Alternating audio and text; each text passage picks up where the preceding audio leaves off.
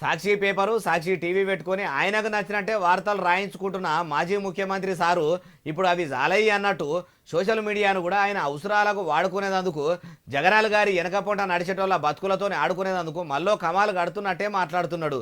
మీకు కూడా ఇన్నాక ఎట్లా అర్థమైతే అట్లనే అర్థం చేసుకోరి.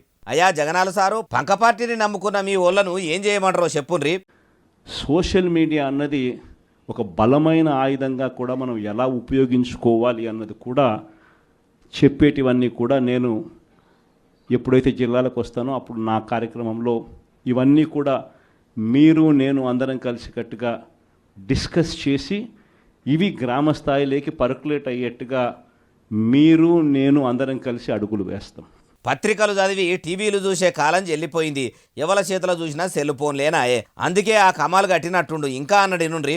ఈరోజు మనం యుద్ధం చేసేది ఒక చంద్రబాబుతో కాదు, ఒక ఈనాడు, ఒక ఆంధ్రజ్యోతి, ఒక టీవీ5 ఇలాంటి ఒక చెడిపోయిన ఒక సామ్రాజ్యంతో యుద్ధం చేస్తూ ఉన్నాం. ఈనాడు, ఆంధ్రజ్యోతి, టీవీ5లు ఆయన అన్నట్టే చెడిపోతే మరి సాక్షి పేపరు సాక్షి టీవీ ముచ్చటేంది? తెల్లారి లేస్తే జగరాలు భజన చేసుకుంటా అది కూడా ఎంత చెడిపోయిందో ఆ ముచ్చట కూడా ఎందుకో చెప్తలేడు అంటుర్రు. ఆంధ్రప్రదేశ్లో అసలు మీడియా ఏదో, ఆగం చేసే మీడియా ఏదో తెలుసుకొని సోషల్ మీడియాలో అసలు సిసలు వార్తలు చూస్తున్నోళ్ళు.